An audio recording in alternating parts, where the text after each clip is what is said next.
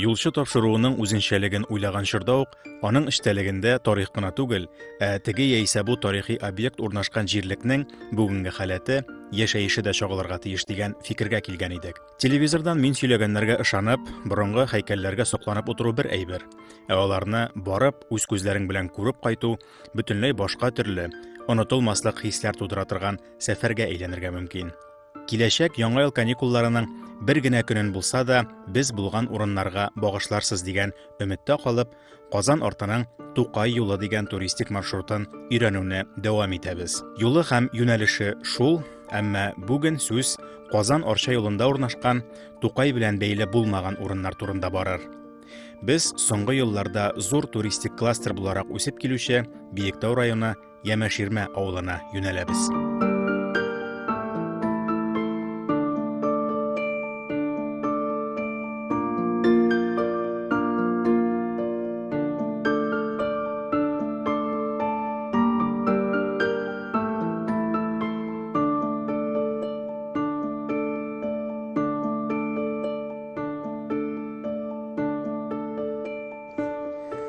Ямаширмәгә гел кеше килеп торганы менә шушы сукмактан, юлдан да күренеп тора инде. Аңа кар төшәргә дә ирек бирмиләр. Бу юлны әле быел гына эшләделәр. Бу инде шушы Ямаширмә буенча уза торган туристик маршрутның бер өлеше дип әйтик инде. Шуның инфраструктурасына керә, заманча тел белән әйтсәк, кабинет телләре белән. Монда инде кайбышлар әйтмешли, авылны әйләнеп йөрмәле түгел, туп-туры. Инде аны аркылыга диярлек чыгасың, аның билгеләнгән үзенең нокталары бар, һәм шушы маршрут буенча килгән кунаклар машиналарын, автобусларын калдырып, уешкан төстә инде җәяү тәпилиләр. Менә татар авылы, бүгенге көндәге татар авылы ничек яши, шушыннан барысы да күренә инде. Кемнең саламы өелеп тора, кемнең инде мәсәлән бузаулары йөри, сарыклары бар, кемнең хуҗалыгы ниндирәк хәлдә икәнен барысын да күреп торасың. Монда күз буяп маташу дигән әйбер юк. Әлеге маршрут гына түгел, бу инде җәяү йөрү маршруты гына түгел.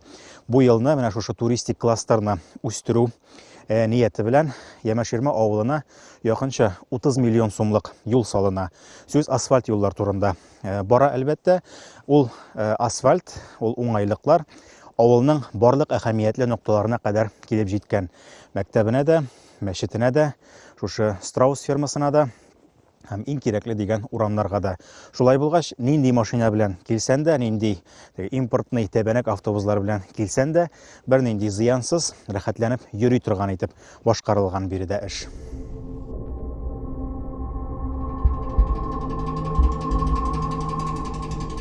Иң беренче чиратта Ямаширмә Казан ханлыгы чорыннан ук билгеле авыл буларак кызыклы. Аның турындагы риваятләрнең күбесе авыл тарихы башлангычы итеп 1552 елны ала. Әмма без аны ким дигәндә 1552 елдан билгеле авыл дип торыйк. Казан алынып 15 ел үтте дигәндә, хөкүмәт яңа җирләрен, авылларын, халкын барлап чыга. Ул чор мәгълүматларына ышансак, без хәзер Казан арты дип атаучы төбәктә генә дә 500ләп татар авылы исәпләнә. Алар арасында Ямаширмә атамасы күренә. Шунысы кызык, Казанны алгач, шәһәргә 40 километрдан да якынрак торган татар авылларын читкә күчерү сәясәте башлана. Ямаширмә авылының хәзерге урыны әнә шул 40 километрлык сызык чигенә туры килә. Күченеп килсә дә, электән шушында яшәсә дә, бу авыл халкының бер дә тыныч яши алмаганлыгы аңлашыла дип уйлыйм. Бәлкем шуңа да аның күп риваятләре 1552 ел вакыйгаларына бәйләнеп калгандыр да инде. Безнең туган авылыбыз Ямаширмә бай тарихлы авыл, Казан артында иң зур авылларның берсе булган. Безнең тарихыбыз 13-нче гасырларга кадәр барып тоташа. Авылыбызның элеккеге исеме Әширмә дип аталган һәм тарихи урыны әлеге урында түгел, бераз 5 километр ераграк, хәзерге Күркәч аэродромы урынында булган дип әйтәләр тарихчылар. Безнең авыл зиратында 1382 елгы кабер ташлары бар. Алар берничә, алар тарихи яктан ирәнелгән һәм күп кенә чыганакларда басылып чыккан. Шулай ук авылыбызда элек-электән тырыш халык яшәгән. Аның барлыкка килүе турында берничә легенда бар. Шуларның берничәсенә тукталып китсәк, имеш, борынгы заманнарда авылыбызны Явыз Иван чукындырган вакытлар, авылларны Явыз Иван чукындырган вакытларда 1552-57 елларда беренче кеше Хәсән абый исемле кеше яңа властька килгәндә сораган, безгә хәзер кая барып урнашырга, кая яшик дип. Һәм алар шушы әлеге авыл урынын күрсәткәннәр. Әсән абый килеп төпләнгән якны әле дә аның истәлеге белән Әсән абыз, Хәсән абыебыз дигән мәгънәдә атап йөртәләр.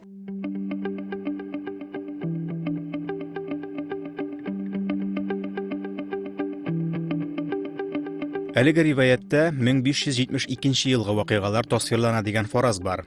Элеккеге Әширмә авылы Әсән абызга ияреп, яңа җиргә күчкәч, аңа Яңа Ширмә исеме бирелгән булуы да мөмкин.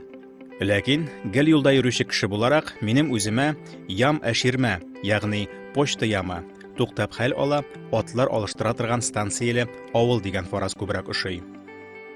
Бүгенге көнгә килсәк, Ям Әширмә 22 урамнан торган, 1000-нән артык халкы булган авыл. Тарихын югалтмаган, авыл зиратында Алтын Урда һәм Казан ханлыгы чорына караган 7 кабер ташы сакланып калган. Мәктәбенең дә 100 еллык тарихы бар. Мондый тарихи җирлектә урнашкан, элек-электән нык авылның туризмга кереп китүе табигый күренеш минемчә. Юнәлеше генә бик үк гадәти түгел, экзотик дип әйтсәк тә була.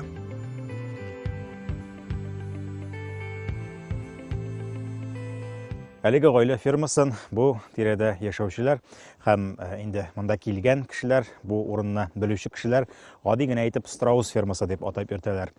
Ям Әширмә авылы ярый сук зур булса да, инде адаша торган түгел. Авылның кайсы почмагында Страус фермасы кайда ул дип сорасагыз, сезне теләсә кайдан шушында бурып җибәрәчәкләр. Монда килә торган юллар бик күп, төрле яктан килергә була дип әйтүем. Әлеге Страус фермасы шунысы белән кызык. Бер яктан ул авылдагы яшәешне күрсәтә. Инде һәрбер авылда, һәрбер традицион татар гаиләсендә күрергә мөмкин булган мал туары белән бер рәттән, биредә инде дөяләр һәм страуслар кебек экзотик, безгә инде ят булып саналган, ят булып тоелган хайваннарны да очратырга мөмкин. Аннан соң, менә зур гаилә белән ял итәргә бара башласаң, инде атнага 1-2 көн ял бар.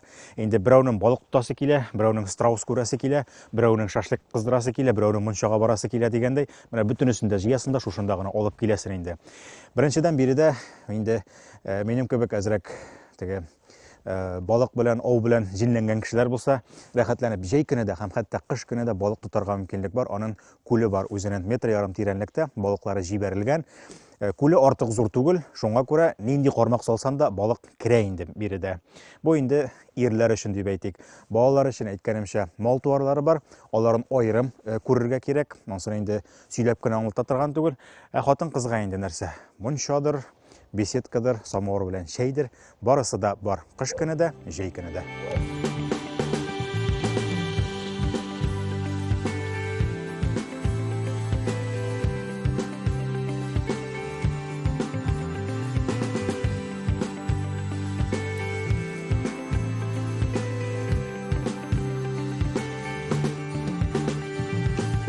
Hayvanlar җәйкене безнең бөтен үзенчәлеге бу безнең фирманың шунда хайваннар иректә йөриләр монда, иректә.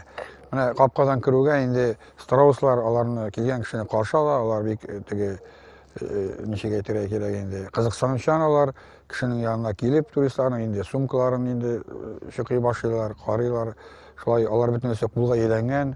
Бездә теге хайваннарны ашатмау дигән әйбер юк, киресенчә без әйтәбез, ризык бирәбез, менә ашатыгыз, аралашыгыз дип, хайваннар иркенлектә йөри. Алар белән һәр теләгән кеше, һәр теләгән бала ашый, ашата алаларны.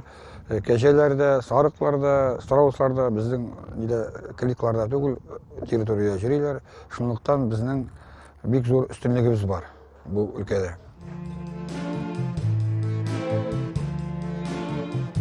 Әлеге фермада 2 төрле тәвә кошлары яши. Менә булары Африка страуслары. Кыяфәтләре китапча, без рәсемнәрдә күрергә күнеккән кошлар булса да, бу кадәр якыннан карап торганда бераз шүрләтә икән. Ата страус кына бик көнче булып чыкты. Мине күрүгә идәнгә утырып, каурыйларын җәеп, хатыннарына үзенең бию осталыгын күрсәтә башлады. Кул астында гармун булмау сәбәпле, аның белән көч сынашып тормадым. Хуҗа кеше бу биюнең көне буена сузыла алганын әйткәч бигрәк тә. Тәвә кошларының икенче төрі Австралиядан китерелгән эмулар. Булары бер хәл. Бу хуҗалыкта бит гади йорт хайваннары да бер генә төрле түгел. 10 төрле тавык, 5 төрле үрдәк, күгәрченнәр, берничә төр фазан, Вьетнам дуңгызларына кадәр бар монда. Торна белән аккышларны әйтеп тә тормыйм. Ләкин ферма хайваннар белән генә шикләнми әле.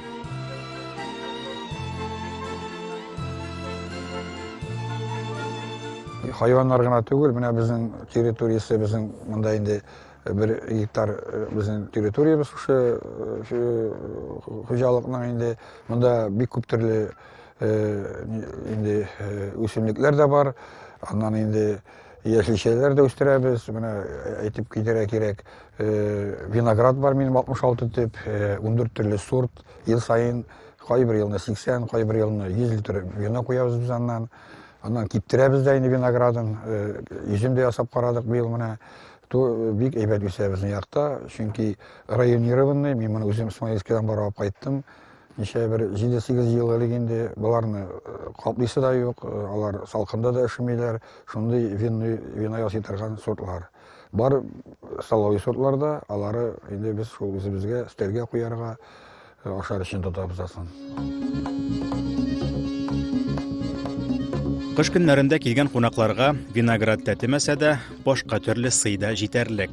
Сөте, каймагы, эремчеге, ит ризыклары барысы да үз хуҗалыкларында җитештерелгән натураль продуктлар.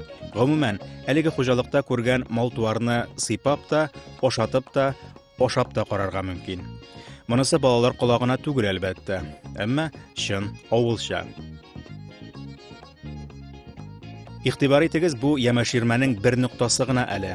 Авылда страус фермасыннан тыш тагын берничә тукталу урыны бар. Мәсәлән, Калайдан тәрәзә йөзлекләре, капка койма бизәкләре ясаучы Ришатның остаханәсе дә Ямаширмә маршрутына кертелгән.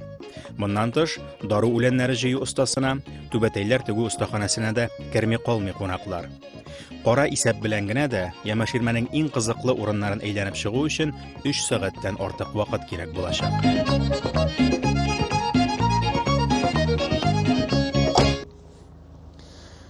Безнең әңгәмәдәшебез Әхмәт абый безгә бүген бик кызыклы фикер әйтте әле. Кемдә кемди ул авыл хуҗалыгына нигезләнгән авыл җирлегендә башланып киткән туризм белән шөгыльләнергә тели икән, ул берничә таләпкә җавап бирергә тиеш. Әлеге бизнес дип әйтик инде, бу өлкә уңышлы булсын өчен. Аның беренчесе туристик нокта, туристик объект, ферма булмасын, ул музей булмасын, ул су коену урыннары булмасын. Ул Казаннан күп дигәндә 50 километр ераклыкта урнашырга тиеш. Аннан да яракка китә икән, әйтик инде шул 1 көн, 2 көн ялларында кая да булса барыйк әле дип чыккан кешенең балалары елый башлый, яраграк китә башласа, арый башлый, хатыннары көйсезләнә башлый дигәндәй төрлечә инде. Юлда йөрү ни дисәң дә авыр, бигрәк тә зур гаиләсе булган кешегә. Икенчедән, бу өлкәдә шушы авылда яшәгән, үзе мал-туар тоткан һәм үзе бәлкем фермерлык белән дә шөгыльләнүче кеше эшләргә тиеш дип әйтә. Чөнки булай булганда әлеге бизнесның ел әйләнәсе эшләргә мөмкинлеге бар. Анда инде сезонлы эшләү дигән әйбер бөтенләй дә юкка чыга дип әйтик. Ямаширмә авылы менә шушы таләпләрнең барысына да туры килә. Беренчедән, ул Казанның Дәрвишләр бистәсеннән алып саныйбыз икән, нибары 30 километр гына ераклыкта урнашкан. Икенчедән, инде мал-туары бар икәнен күрдек, фермеры бар икәнен күрдек, алай гына да түгел. Инде Әхмәт абый үзе генә түгел, бу авылда әле шундый ким дигәндә 10 гаилә бар. Ул гаиләләрдә шушы Ямаширмә авылын туристик кластер итеп үстереп җибәрүгә бик зур өлеш кертәләр. Аларның кайберләрен инде күрсәтеп әйтеп уздык, калганнары турында алга таба сөйләрбез, ләкин тагын бер кызык момент дип әйтик инде.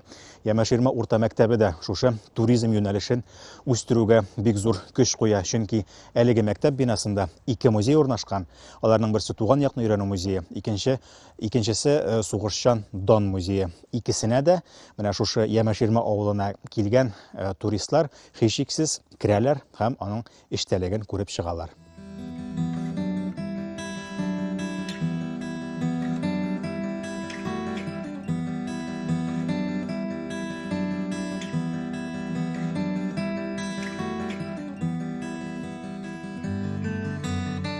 Мәктәптәге музейларда Ямәширмәнең электән һөнәрле булганлыгы күренеп тора. Авыл халкы чабата үргән, мунчала ясаган, кибет тотучылар һәм Уфага товар ташу белән шөгыльләнүчеләр дә булган.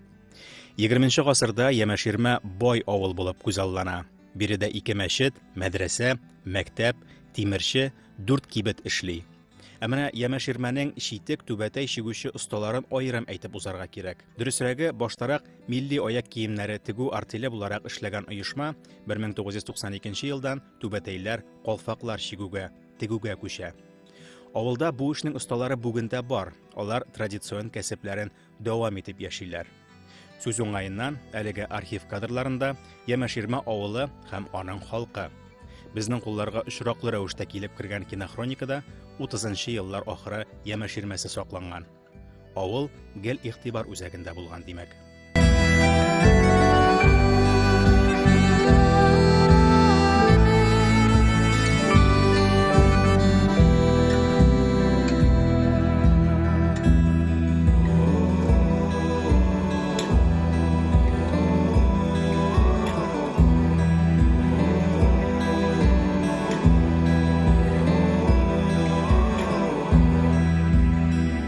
Безнең мәктәбебезгә кунаклар еш килә. Бигрәк тә менә ул безнең Ямәширмә авылының туристик үзәк булуы белән дә бәйледер. Хәтта без телләрен аңламаган Корея, Төркиядән килгән кунакларыбыз да булды. Без аларга үзебезнең үткәнебезне, бай тарихыбызны татарча сөйләп, инглиз теле укытучысы аркылы тәрҗемә итеп тә аңлатабыз.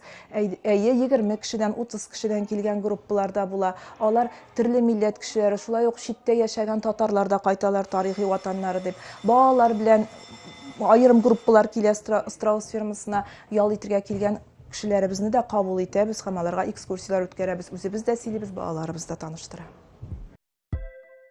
Музейлары зур булмаса да, кызыксындырырлык экспонатлары байтак. Безгә аеруча ошаганнары менә бу сәгатьләр һәм самавырлар коллекциясе булды. Аларның һәрберсенең үз тарихлары бар, чөнки музей авыл халкы китергән әйберләрдән тора. Менә бу кечкенә самавар хуҗалары белән Казаннан күченеп кайткан. Аңардан Гыйззатуллина Волжская үзе чәй эчә торган булган дип сөйлиләр.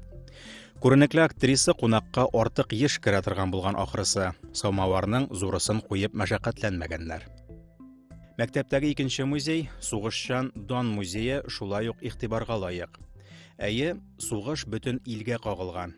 Бөтен җирдә диярлек мондый экспозицияләр бар. Әмма Ямәширмәдәгесе гомуми музей түгел. Ул 146нчы укчы дивизиягә атап эшләнгән. Безнең авылда 146-нчы укчы дивизияның 280-нчы артиллерия полкы формалашкан. Бу Бөек Ватан сугышы елларында 1941 елда Татарстанның күп төбәкләреннән безгә яшьләр, егетләр килгәннәр һәм 1942 елда алар сугышка кирип киткәннәр.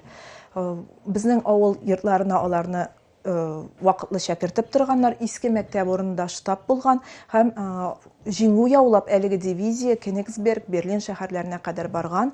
Укучыларыбыз аларның батырлык эшләгән юллары буйлап күп кенә экспонатларны алып кайттылар һәм аларны без саклап музейда кунакларыбызга тәкъдим итәбез.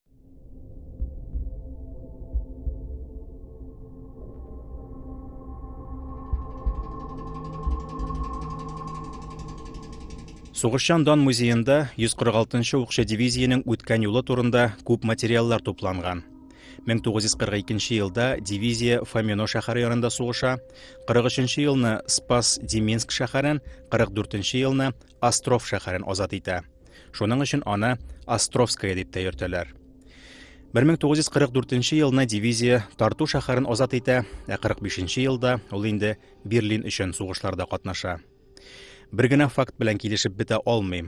Бөек Ватан сугышында Ямәширмә авылыннан 300 кеше хәлак булган дигән мәгълүмат бар.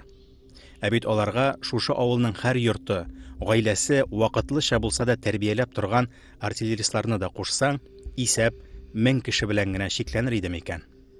Алар да бит шушы авылдан сугышка киткән кешеләр. Ямәширмә урамнары, йортлары әнә шул хакта уйлата.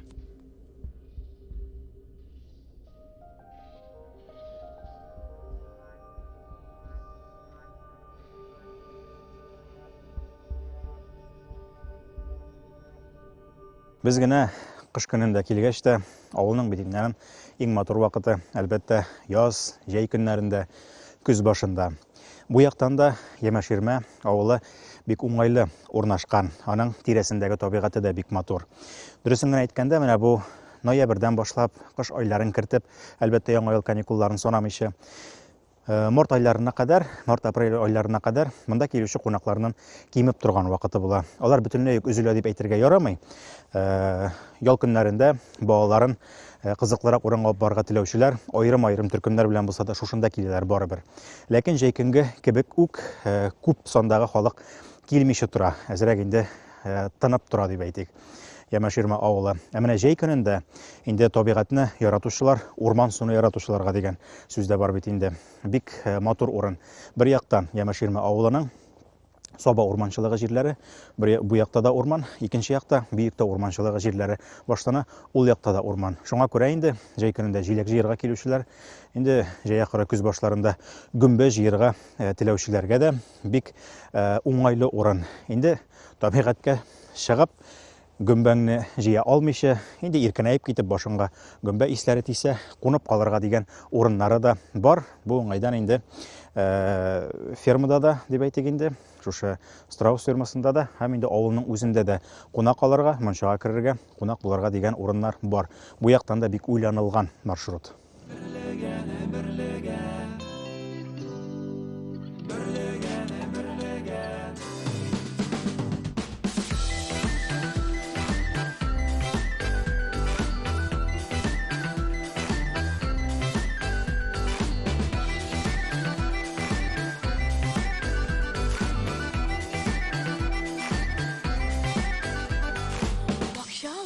Шеше вата син отырткан бүрлеген, бакчаларда шеше вата син отырткан бүрлеген, ул да сине көтте сыйман ник килмисең бер генәм, бүрлеген, бүрлеген, сагындырдың бер генәм, бүрлеген, бүрлеген, сагындырдың бер генәм.